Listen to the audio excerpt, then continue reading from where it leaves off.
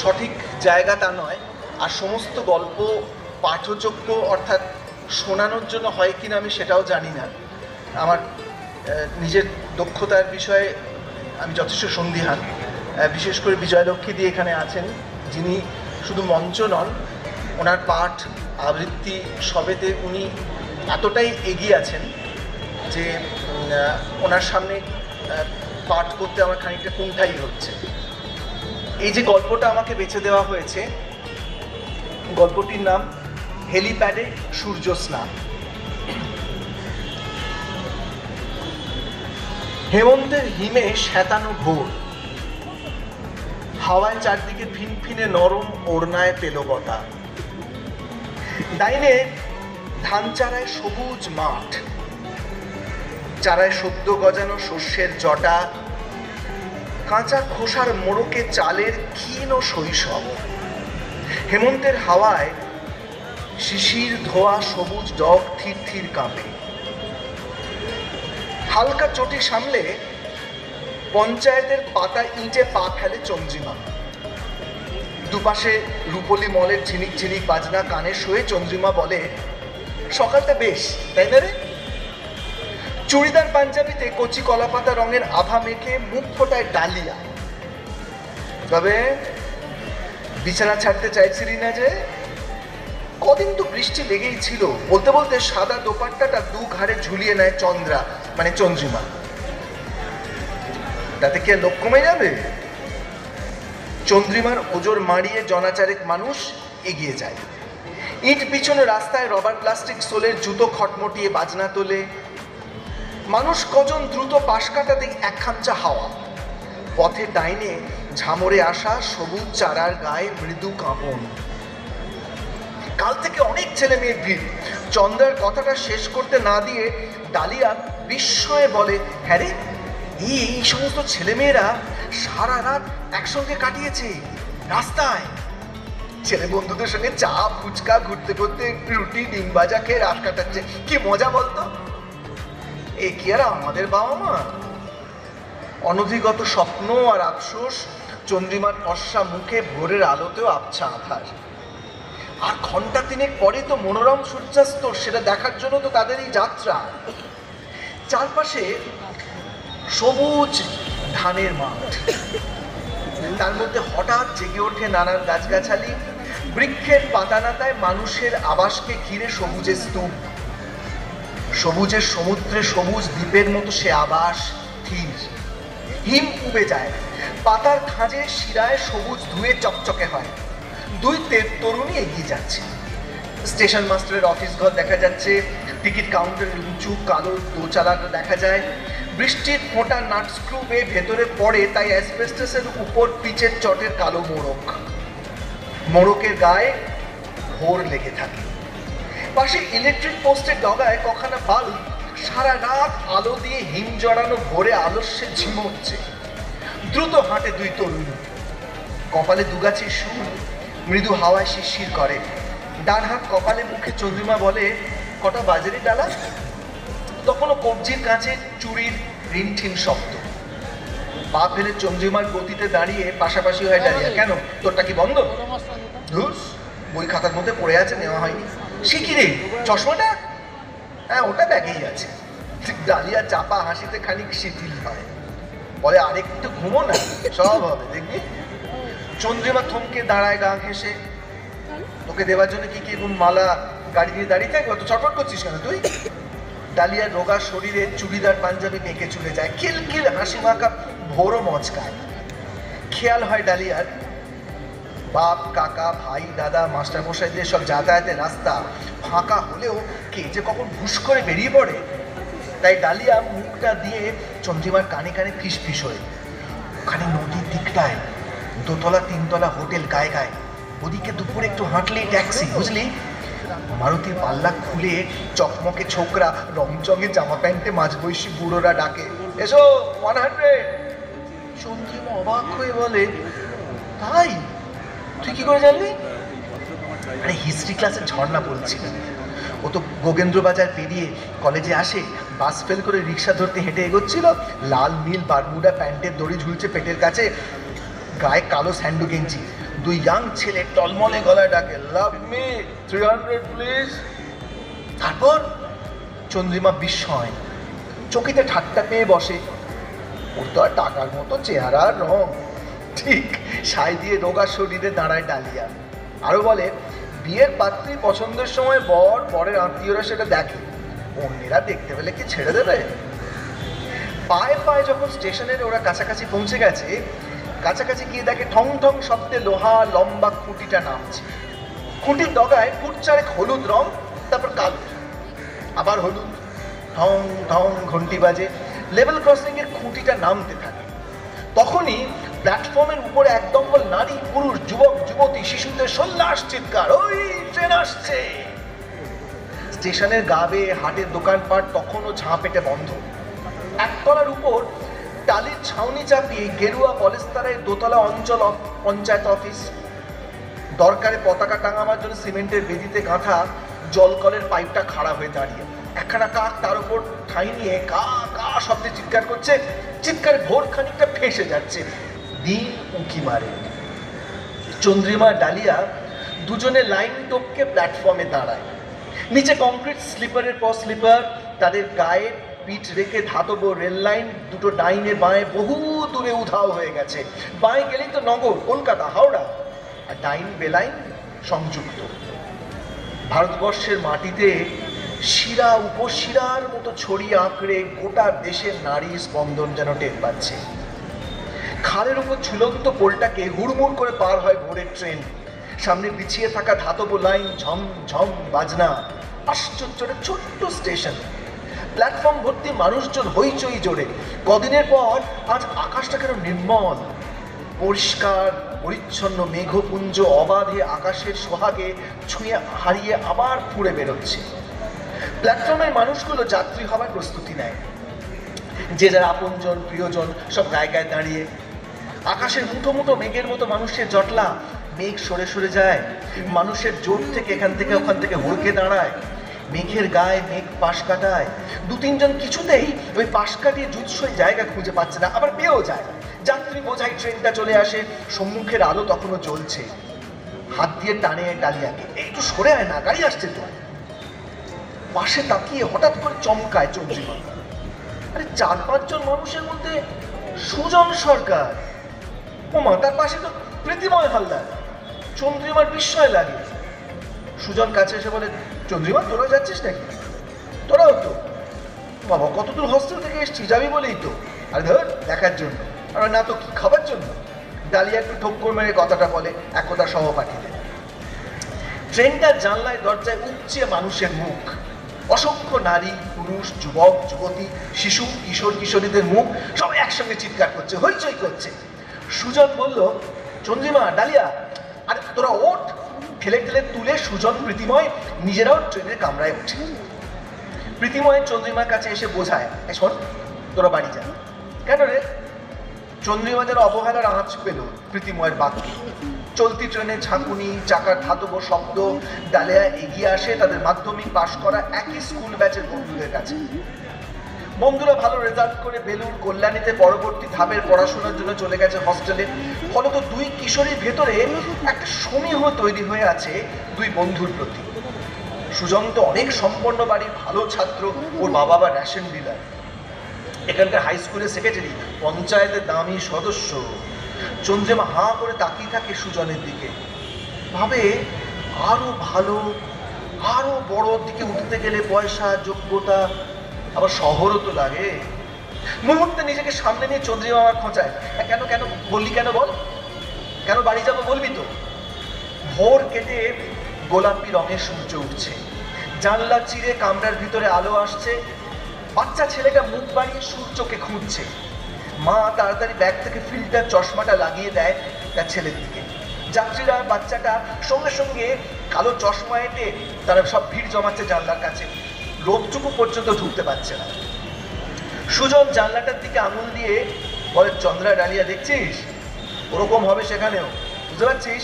2-2.5 লক্ষ লোকের চাপে ন্যাশনাল স্পটটা ভারী। পুলিশের তাড়া খেলে না, পড়ে গেলে স্ট্যাম্প পেটে পিষে একদম আলু মাখা। অতএব খুকুমনিরা যা বাড়ি যাও, দুধু খাও। ট্রেন লাইনটা বাঁক নিয়েছে বন সৃজনের সবুজ গাছপালার ভেতর, ট্রেনটা বাধ্য হয়ে তার ভেতর সিঁধিয়ে যাচ্ছে। তখনই ধাতব লাইনে ঝাঁকুন, চমচম শব্দ, শব্দের ঢেউ কমলে চন্দ্রা বলে, আহারে আমরা পড়ে গেলে আলু ঠাসা, হ্যাঁ, আর তোরা তোরা পড়ে গেলে কি ছানা ঠাসা হবি, সন্দেশ হবি। ডিস্টেন্স সিগন্যাল পার হয়ে কেবিন ঘর পাশ কাটা। ট্রেনের গতি বাড়িয়ে একেবারে নিশ্চল হয়ে যাচ্ছে আস্তে আস্তে। একসঙ্গে কয়েক হাজার যাত্রীর কোলাহলে আকাশ একদম বিদীর্ণ। মাথার উপর সত্য সকালের মেঘ চমকাচ্ছে। সূর্যটা আক্রান্ত হওয়ার আগেই যেন ভয় পেয়ে গেছে। যেহেতু ৩-৪ লক্ষ মানুষের আনুমানিক সমাগম, তো প্রশাসন রাস্তায় বাস লরি চলাচল সব বন্ধ রেখে দিয়েছে। সকালের রাস্তায় নির্বিবাদে মানুষ হাঁটে। মানুষের জ্ঞাতার্থে পৌরসভার মঞ্চ থেকে ঘোষণা করছে, আপনারা ধীরে ধীরে যাওয়া আসা করুন, কেউ নদীতে নামবেন না। সোলার ফিল্টার চশমা বিজ্ঞান মঞ্চের পরামর্শ মতো ব্যবহার করে বিরল দৃশ্য উপভোগ করুন। সংস্কার দূরে সরিয়ে ওই প্রাকৃতিক শোভা দেখুন, ইতিহাসের সাক্ষী হয়ে থাকুন। কাঁধে সাইড ব্যাগ, হাতে কিটস, চটের শপিং ব্যাগে জল, শুকনো খাবার, খবরের কাগজ, পলিশিট। যুবক যুবতী আর কিশোর কিশোরীদের পদক্ষেপে যেন একটা অভিযান। সমুদ্র কিংবা পাহাড় নয়, আকাশ মহাবিশ্ব অভিযানের রোমাঞ্চ। রাস্তায় লাইট পোস্টে ফেস্টুন ঝুলছে, সায়েন্স ক্লাব, ব্রেক থ্রু, বিজ্ঞান মঞ্চ। ভিড়ে পথ হাঁটতে আগুপিছু হারিয়ে যায় চন্দ্রিমার ডালিয়া। থমকে দাঁড়ায় সুজন প্রীতিময়। চন্দ্রিমারা কাছে এসে সুজন বলে, এই তোরা আমাদের সঙ্গে যাবি?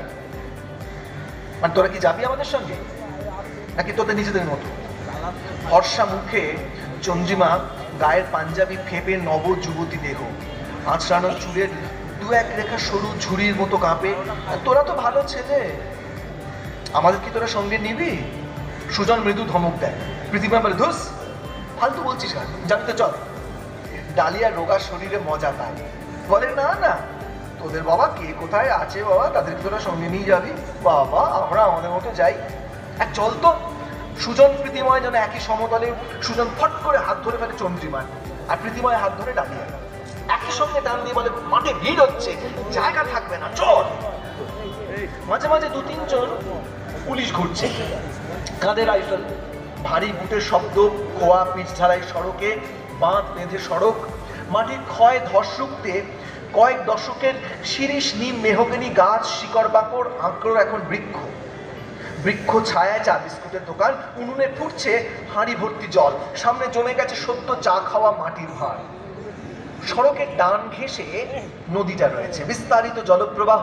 পাড়ের উপরে বটগাছটা ডালপালা ছড়িয়ে আকাশ ও আকাশের নিচে মাটির অনেকখান দখল করেছে। বটচ্ছায়ায় অনেক মানুষ। ২-১খানা বোট পাল খাটিয়ে স্রোতমুখী। ২ সিলিন্ডার মেশিন ভুটভুটি জল কেটে আরো দূরে সরে যাচ্ছে। বাড়তি দাঁড় আছে, টানতে হয় না। সুতরাং খালি হাতে দাঁড়িটা সড়কের উপর হাজার হাজার নারী পুরুষ দেখে, ভাবে, আহা কি ভাগ্যবান এরা, ওরা চাইলে যেখানে উচ্ছে ভেসে যেতে পারে। আমার চারিদিকে তো জল, শুধুই মাটি খুঁজি। খেলার মাঠটার এক কোণে কংক্রিটে তৈরি একটা গ্যালারি, মহকুমা স্টেডিয়াম। গ্যালারির ধাপে ধাপে বসে যুবক যুবতী, কিশোর কিশোরী, উৎসাহী শিশু সন্তান নিয়ে বাবা মাদের থোকা থোকা ভিড়। ইট খোয়া বাঁধানো রাস্তায় গড়িয়ে মাঠে এসে ঠেকেছে। দুপাশে গজানো বন, তুলসী, ফলকলমির শরীর ছেটে একদম মুড়ো।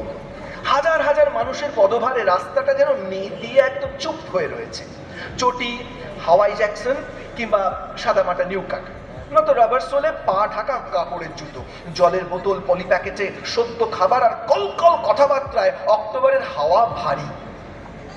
শুনো ইটের খোঁদলে পা পড়তে টালটা সামনে সুজন বলে, ইস ইস, ওই গ্যালারিতে গিয়ে যদি একটু বসা যেত না, চল না চল না, একটু পা বাড়িয়ে। গ্যালারির উচ্চতা যেন আকাশ ছুঁয়ে আছে, তাই চন্দ্রিমার গলায় একটা প্রলুব্ধ আবেগে সরু স্বর, আর দূর জায়গা নেই তো, বরং এগিয়ে চল। প্রীতিময় নিতান্ত হতাশ মুখে বলে। ডালিয়া জোর দেয়, আরে আমি রোগা আছি, আমার জায়গা হয়ে যাবে, চল না তোরা। টান টান ফুল প্যান্ট, টাইট গেঞ্জিতে টলমলে রমণী, সাদা চামড়ায় বাদামি চুলের ঝুঁটি, ঘোড়ার লেজের মতো ছুটন্ত, গলায় ঝুলে আছে দামি ক্যামেরা। পাশে সোনালি চশমায় লাল মুখোশ সাহেব। এক পুরুষটা রঙের ছটা টকটকে ফর্সা রমণীর মুখে, না রমণীর রঙের দুটি পুরুষের মুখে ঠিক বোঝা যায় না।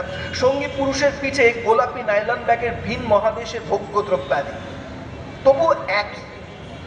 মহাকাশে সূর্যটা রোদ্দুর ঝলমলিয়ে দেয় গোলাপি ব্যাগটা এগোয়, দুজনে ফর্সা ওই করমুষ্টিতে বন্ধন জড়িয়ে আপন হয়ে রয়েছে।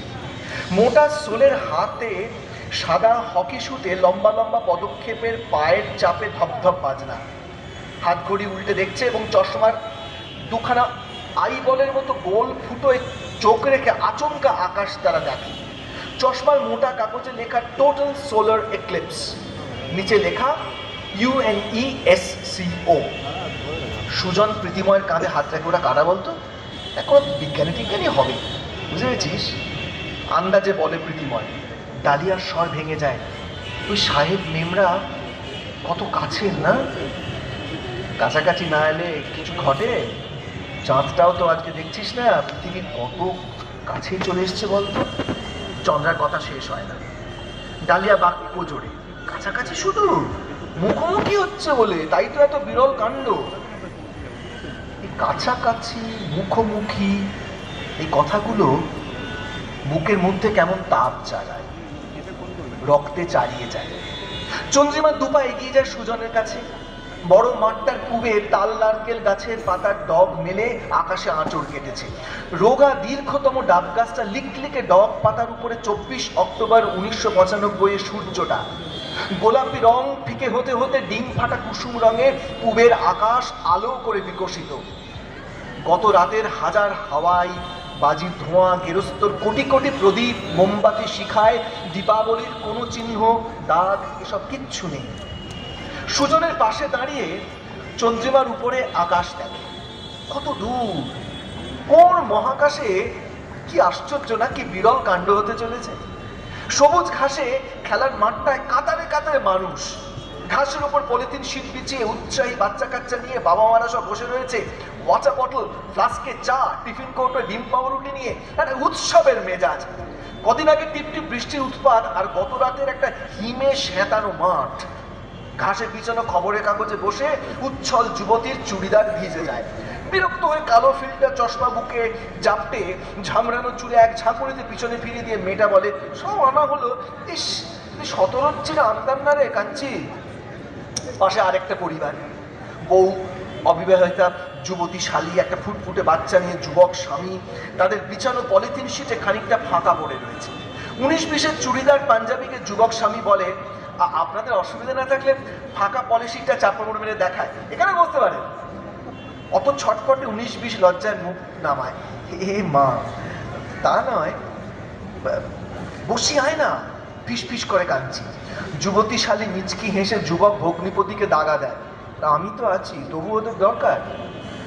ভগ্নিপতি হাসি, আরে তাতে কি হয়েছে? মুখময় হাসি ছড়িয়ে গেলেও শালীর গলা গোমড়া স্বর। মেঘ কেটে 7:15-20 সূর্য রোদ ছড়াচ্ছে। গাছপালা, পশুপক্ষী দৃশ্যমান। পাশে সঙ্গীর চোখ মুখে কৌতূহল, রোদ আটকাতে কপাল ছুঁয়ে বারান্দা টুপি। মানুষের ভিড়ে শহর দাপে। গোটা মাঠটায় উত্তেজনায় থরথর করে কাঁপছে। ভিজে ঘাস মারিয়ে এগোচ্ছে 4 তরুণ। যেদিকে চোখ যাচ্ছে সেদিকে শুধু মানুষ, মানুষ আর মানুষ। সানফিল্টার চশমায় মানুষগুলোর মুখ যেন অচেনা খুনির মতো লাগছে। মাঝে মাঝে মুখগুলো আকাশের দিকে তাকাচ্ছে, চোখ খোঁজে খুন পর্বের সঙ্গী হতে। সুজন চন্দ্রিমারাও পকেটে ব্যাগে হাত গলায়, ছুঁয়ে ছুঁয়ে বোঝে কাগুজে চশমার আদল। তখনই মনে জোর পেয়ে পা ফেলে শক্ত ইটের প্রথম বৃত্তে। 30 মিটার পরিধিতে বিশাল বৃত্ত সবুজ মাঠটায় চেপে বসে আছে। প্রথমে মাটি চাগিয়ে বৃত্ত খোদন, তারপরে 2 প্রস্তর ইট বসিয়ে একটা গোলাকার বালি সিমেন্ট মেরে ইটের ফাঁকটা ভরাট। ভারত চেম্বার অফ কমার্সের অনুদানে তৈরি গ্রাম সফরের উদ্দেশ্যে প্রধানমন্ত্রীর জন্য খুব তড়িঘড়ি প্রস্তুত হয়েছে একটা হেলিপ্যাড। মাজা পলেস্তারের উপর বড় করে এইচ কথাটা সাদা রঙে লেখা। হেলিপ্যাডে দাঁড়াতেই চন্দ্রিমার পা ডোবে না, জুতো আর ভিজে ঘাসে মাটি লাগে না। এত বড় শক্ত বৃত্তে দাঁড়িয়ে প্রীতিময়কে বলে, সামনে তো এরকম আরো একটা হেলিপ্যাড রে। সুজন আরেকটু লক্ষ্য করে, হ্যাঁ তাই তো, ওটার পরে আরো একটা হেলিপ্যাড মাঠের পূব ঘেঁষে রয়েছে না। রোগা ডালিয়া হঠাৎ হাততালি দিয়ে সদ্য স্কুলে পড়ার শিশু হয়ে যায়। প্রধানমন্ত্রী সফল সামলাতে পূর্ত বিভাগের অর্ডারে তৈরি পরপর 3খানা বিশাল গোলাকার হেলিপ্যাড তাদের চোখে পড়ে গেছে। ভূগোলের পৃষ্ঠায় আঁকা গোলাকার সূর্য চন্দ্র পৃথিবীর চেহারার সঙ্গে সবুজ মাঠের গোল গোল হেলিপ্যাডকে মেলায় তারা। ডালিয়া সুজন প্রীতিময়দের কাছে ডেকে মাঠের পূব দিক ঘেঁষে হেলিপ্যাডটা দেখিয়ে বলে, বুঝলি ওটা হচ্ছে সূর্য। চোখেতে সামনের দিকে তাকিয়ে চন্দ্রিমা মাঠের মধ্যখানের মানুষ কিচকিচে হেলিপ্যাডটার দিকে বলে, ওটা তো খানিকটা ছোট। আর বন্ধুদের সায় পেতেই চন্দ্রিমা বলে, হ্যাঁ হ্যাঁ এটা চাঁদ। প্রীতিময় ডালিয়া পাশাপাশি দাঁড়িয়ে ইটের শক্ত হেলিপ্যাডের বৃত্তে। বেশ জোরেই ডালিয়া বলে ওঠে, বেশ তাহলে আমাদেরটাই পৃথিবী। 4 বন্ধু ঝমাঝাপ করে তাদের পৃথিবীতে বসে পড়ে।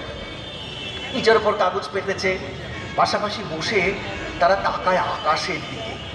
সানফিল্টার চশমায় চোখ ঢাকে। স্বাভাবিক বিশ্বাসে দৃপ্ত সূর্য, গা বেয়ে রং ফেটে পড়ছে। চন্দ্রিমার গায়ের কাছে বসে রয়েছে সুজন। সবাই চোখ কাগজের চশমা। চন্দ্রিমা ধুধু শূন্যতায় মেঘ চড়তে দেখছে। ডালিয়া মহাশূন্যে ভূগোলের কক্ষপথ অক্ষরেখা খোঁজে। সে অসীমতায় শুধু সে মেঘ দেখে। মেঘের খাঁজে রয়েছে রোদ্দুরের কারুকর্ম। চারিপাশে মানুষের গুঞ্জন, সামনে পেছনে শুধু মানুষ, মানুষ আর মানুষ। উপরে মহাশূন্যের নীরবতা। মাটির পৃথিবীতে চকিত চিৎকার, লেগেছে লেগেছে। হাত ঘড়িতে 7:30 পার হয়ে আরো 2 মিনিট। পূবের আকাশ জোড়া তপ্ত সম্রাটের দাপটে খানিকটা আঘাত লেগেছে। মানুষের চোখে চোখে কাগুজে চশমা, ফিল্টার ফয়েলে আক্রান্ত সূর্যের বেপরোয়া চেহারা। সুজনের গা ঘেঁষে চন্দ্রিমা, দুজনের চোখে কালো চশমা। 2 হাতে কাগুজে চশমার ডাঁটি ধরে চন্দ্রিমা সূর্যের দিকে তাকায়। চুরির রিনিক ছিনিক বাজনা গড়িয়ে কনুইটা সুজনের কাঁধ ছুঁয়ে থাকে। 2 চোখে প্রান্তে আঙুল চেপে চশমা সামলায় সুজন। ফলত তার ডান কনুই চন্দ্রিমার পিঠ ছুঁয়ে যায়। বৃন্তভাগের ধারালো অস্ত্রের এক মোচে খানিক ফলকাটা ক্ষত সূর্যের মাথাটা ঘেঁষে। ক্ষতের পচনটা একটু বাঁকা কাস্তের আদলে ক্রমশ নিম্নগামী হয় ভয়ানকভাবে। ডালিয়া রোগা কবজি উল্টে ঘড়িটা দেখে বলে, 7:32 6 সেকেন্ড হয়ে এখন তো 34 মিনিট রে। আর কি আশ্চর্য, একটু একটু করে চাঁদটা অত বড় সূর্যের গায়ে নিজের চেহারার ছায়া বসিয়ে তার গর্বটা ভাঙছে। বড় দীনতায় বাধ্য হয়ে সূর্যের কাছে আলো চাইতে হয় তো চাঁদকে। নিরুপায় আফসোসে বেঁচে থাকতে হয়। সেই দৈন্য ঢাকবার পরম আগ্রহে যাবতীয় শক্তি ছড়িয়ে ঘিরতে চায় সে আলোকদাতাকে, কক্ষিগত ক্ষমতার আধারকে। কেন যে সহস্র সহস্র মানুষকে মাত্র কয়েকজনের ছিটন করুণায় বাঁচতে হয়। সেই জন্যই তো গর্জে গুমরে ওত পেতে থাকে বংশ পরম্পরায়, কয়েক দশক শতকের গতিপ্রবাহের অপেক্ষায়, নিয়ম তার নিয়ন্ত্রণের উথাল পাথাল পীড়ন নিয়ে। ভাবতে ভাবতে চন্দ্রিমা আকাশ থেকে মুখ নামায়। চোখের চশমা খুলে সুজনকে দেখে। একান্ত পাশে স্কুলের সেক্রেটারি, রেশন ডিলার, পঞ্চায়েতের কর্তা ব্যক্তি হয়ে ভীষণ ক্ষমতাবান পিতার সন্তান ওই সুজন, যে একদা তার সহপাঠী ছিল, বন্ধু ছিল। হঠাৎ নিজেরই বাবার থমথমে মুখে দাঁড়িয়ে চন্দ্রিমার সামনে যা বলেছিল সেই কথাগুলো যেন ভেসে ওঠে। ফাইনাল পরীক্ষার সামনে তখন কেরোসিনের খুব টানাটানি যাচ্ছে।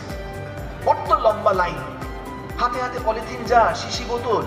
তেলের ড্রামের কাছে স্লিপ কাটার আগে বাবা বলেছিল, দীনেন বাবু বলো।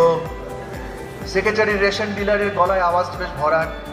বলছিলাম কি বাবু, এই লিটার 2 তেল একটু বেশি পাওয়া যাবে গো।